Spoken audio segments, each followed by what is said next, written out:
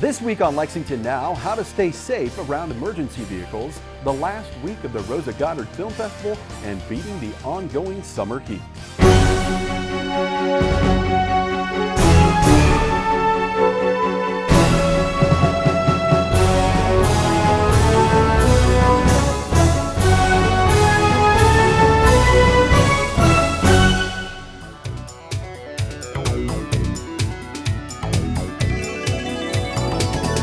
Welcome to Lexington Now for the week of September 23rd, 2019. I'm your host, Neil Noah. So, you're on the road, you hear sirens, and you see flashing lights. Do you know what to do? This edition of Rules of the Road clears up any confusion.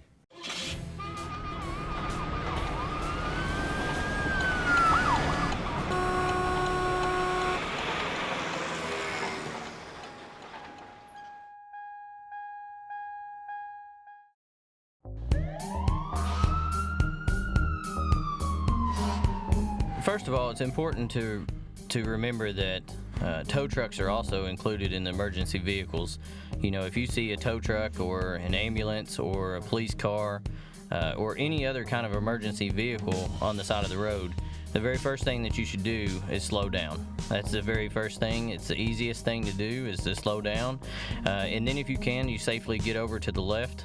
So if I had to put it in order, I would immediately slow down, turn on your turn signal to make a lane change, whether it be to the left or the right. You're going to make that lane change safely if you're able to. If not, you can always just slow down even that much more. If you have an emergency vehicle approaching from behind you, then the best thing that you want to do is to slow down, first of all. And then the next thing you want to do is try to move to the right. If you're able to move to the right safely, that's what every operator of an emergency vehicle expects you to do, is to slow down and move to the right. Please do not dynamite the brakes, as we call it. Don't slam on your brakes. Just tap, slow down a little bit, tap your brakes and move to the right if you're able. If you're absolutely not able to move to the right at all, and you can move to the left safely, then by all means move to the left safely. But the biggest thing is to slow down, observe what you have in front of you, and leave the emergency vehicle room to get through.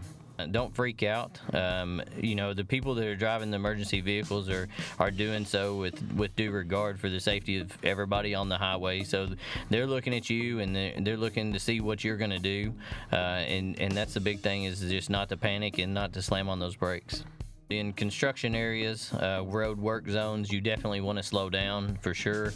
There's people out there, they're working. Yes, they're wearing reflective equipment, reflective vests and such, but they have the flashing lights and all that, but that doesn't protect them from you. What protects them from you is you. You're the one that's going to control your vehicle and where it goes. So do so in a safe way and slow down and give them time to do what they need to do.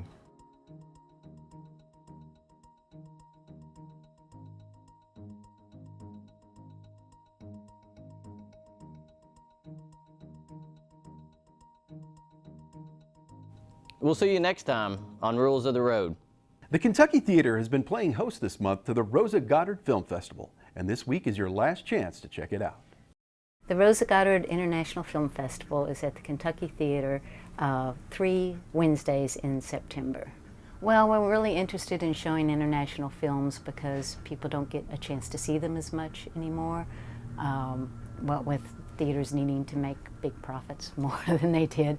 So, and we hope people, just having the opportunity to see international or sort of art house style films and realize that there are other things aside from, Marvel and big blockbusters. Well, there are no international films that really come to Lexington anymore.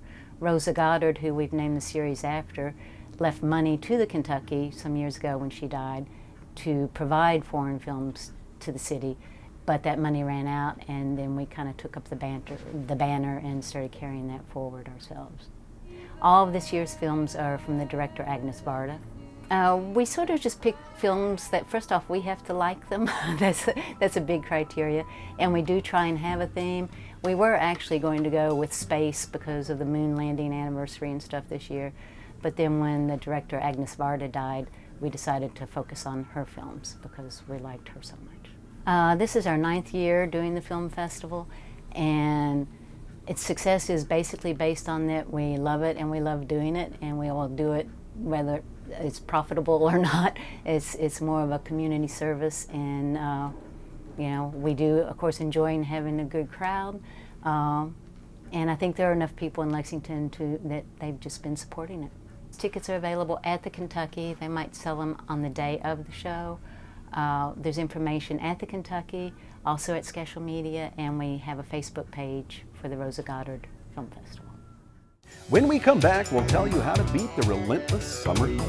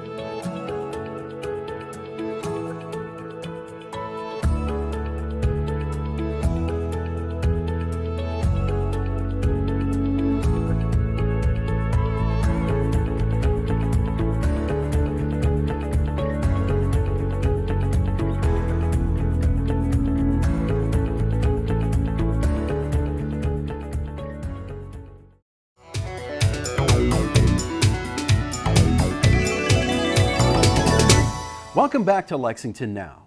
The calendar may say it's fall, but the weather outside says otherwise. We've been in one of the hottest late season streaks in recent memory, and John Bobel is here to tell us how to beat the heat. Well, one of the most important things to stay safe in hot weather is to stay hydrated. A lot of people forget that with the heat sometimes comes humidity, and as the humidity increases, it becomes harder to sweat. So your body stops having the optimum ways to lose heat and regulate heat internally.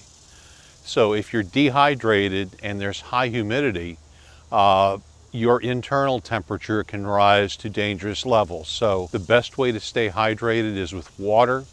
Alcoholic beverages and caffeinated beverages actually cause you to lose water more quickly. They're what are called diuretics. To stay hydrated, water's always the best thing. Just good old H2O is the best way to stay hydrated. Everybody's heard the weather forecasters talk about the muggies. That's when the temperature's high and the humidity starts to rise. The heat index, in fact, can rise to 105, 110. Now you're getting into the dangerous area. It's not only the heat, it's the humidity.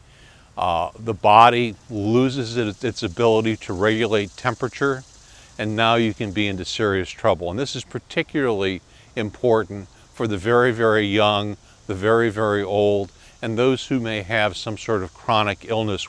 Those are the people who need to stay indoors. They need to stay within an air-conditioned environment. You can't stay in a building where there's no air conditioning. The problem there is you start getting into conditions of heat exhaustion. The most severe form of that condition is called heat stroke, where all of a sudden you start losing cognitive ability. You lose the ability to think straight. Your body starts cramping up. There are other physiological symptoms that come from just being too hot. Your internal temperature starts to rise. you lose the ability to sweat. Your skin becomes hot and dry. You look red. You look flushed. You are beginning to die. Your body starts shutting down. Your functions start shutting down, and you're in serious trouble. If you suspect somebody either has heat exhaustion or heat stroke, get them to the hospital, get them to urgent care, get them someplace where there's trained medical professionals who can treat the symptoms. Every year throughout the United States, we see cases of people who unintentionally leave young children in cars. It's been approximately 40 deaths this year of children who are left in cars. The internal temperature of a car gets very, very hot very, very quickly. The child's unable to respond to that heat, and they succumb to it. You need to leave something important in the back seat with the child. It's all a reminder that people get rushed, people get in a hurry, and you simply forget. Never ever leave a child in a locked car, not even for a minute. Lexington's award-winning Helix Garage features many unique touches. Among them is its unusual stormwater handling system. Gary Means tells us how it works. Okay, so right behind me is a portion of a project that we did as a part of a water quality grant that LFUCG offers to folks who want to do enhancements to help with not running nasty, dirty water off into our watershed, and in this case, the town branch. So right behind me in a circular pattern, which is exactly the same size as our Helix circles that you drive down, we've put some concrete that is permeable, so when it rains, water runs through that, gets filtered before it goes into the town branch. We wanted to kind of dress it up a little bit, so I've got kind of a little artistic, colored circles behind me that kind of play off the idea of the circular helix. But the cool part is that it's used to be a nasty area, also had some concrete, so water would have ran from that off into the street and then off into something else. So now it's filtered and goes through a filtering system before it goes into town branch. So that's the part that's behind me. Directly in front of me and underground, where you can't see it, are two large 1,000-gallon tanks that take the water from the parking garage itself that is really nasty. When you think about all the cars that come into a parking garage, they have grease, oils, salts in the wintertime that they're dragging into a parking facility. When it rains, all that, especially when it first starts raining, all that gets rushed right into, this case, town branch, which runs right behind us in a culvert. So we're coming down the drain pipes and running into these two tanks that filter oil. They're actually called an oil and water separator, and it goes through two of them, so it's filtered twice before it goes into town branch. The way the city has water quality grants set up, I believe that they can max out at a $300,000 project. So the entity that owns the property that's wanting to do some sort of water quality project has to pay 20%. So in our case, if we did a $300,000 project, the parking authority puts $60,000 into it, and the city, through the grant program, would do the other $240,000 of that $300,000 project. So we built this project to kind of max that ability out, but it actually came in less expensive just to good engineering and managing the project. We got it down to, I think we finished it around under $220,000. So saved a lot of money and still accomplished what we were trying to do here. We've got plenty of meeting coverage on the calendar this week to keep you up to speed on your local government. Here's a look.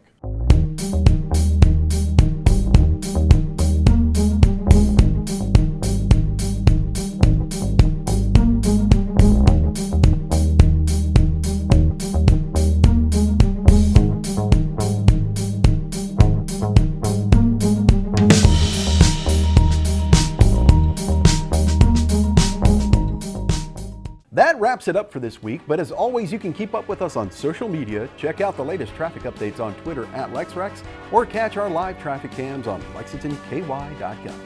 For all of us at Lex TV, I'm Neil Noah, and that's it for now.